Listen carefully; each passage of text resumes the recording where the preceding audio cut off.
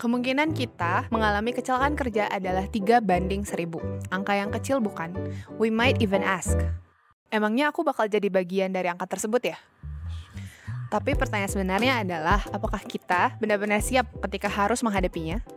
4 narasumber dengan 4 pekerjaan yang berbeda.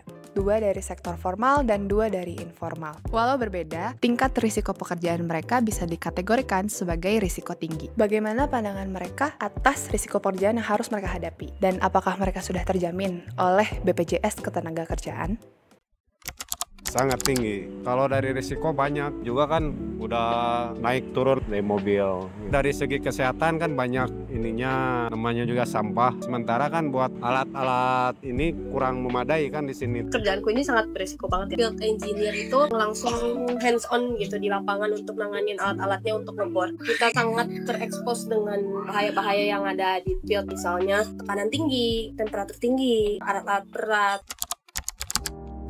Pernah sih waktu terjadi di TSM, waktu itu saya sedang kurang fokus jadi saya jatuh. Pernah sih Mas, tapi belum yang fatal, masih ringan. Temenku kurang beruntung gitu ya, dia udah berhati-hati tapi dia ketiban kayak benda berat mungkin sekitar 8 kilo di ketinggian 6 meter, dan itu harusnya statusnya fatality ya, cuman dia bersyukur lah ya, dia terjatuh aja gitu jadinya, dan luka-luka gitu, masih selamat lagi. Ada, jadi kena pancong kaki buat ngorek-ngorek sampah. Ya pengobatan sendiri. Untungnya diselamatkan oleh teman-teman Gojek saya. Kalau misalkan kejadian kayak gitu, karena kita kerja under klien itu harus take full responsibility gitu terhadap kejadian itu. Tapi juga perusahaanku juga ngasih, ya ada benefit kan dari asuransi yang dikasih ke employee-nya gitu. Jadi kayak double gitu lah. Temen aku sih Mas, aku langsung nyari P3K aja sih yang ada di kitchen. Tapi kalau misalnya buat menanggungnya dengan BPJS itu enggak sih Mas, karena aku belum pernah dapat BPJS itu dan baru tahu ada program itu ternyata. Nah itu aku juga baru tahu dari pertanyaan ini Mas. Cuma tahu sedikit untuk program itu, saya sebenarnya kurang tahu, tapi ada sekilas yang mengenalkannya kepada saya, yaitu teman-teman Gojek saya sih yang ada di Pangkalan. Sedikit-sedikit tahu dengar gitu, cuma belum bisa memahami lebih dalam gitu lah istilahnya. Company ku ini kan multinasional, jadi di Indonesia dia tetap pakai BPJS juga karena itu kewajiban ya. Penting, apalagi di dunia F&B gitu, di kitchen gitu. Maksudnya sangat-sangat butuh sih Mas. Menurut saya penting, sangat penting sekali karena banyak masukan dari teman-teman Gojek saya untuk program tersebut. Perlu, sangat perlu sebenarnya menurut. Mayoritas pekerja di Indonesia adalah pekerja informal.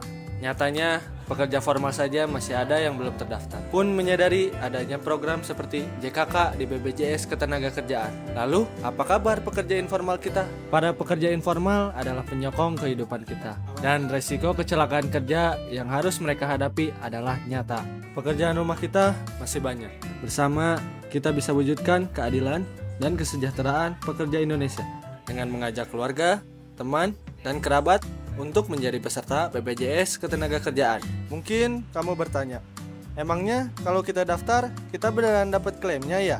Data ini membuktikan komitmen BPJS Ketenagakerjaan dalam melindungi pekerja Indonesia, terutama mereka yang mengalami kecelakaan kerja. Masih nggak percaya? Yuk kita wujudkan pekerja Indonesia yang aman, produktif, dan sejahtera.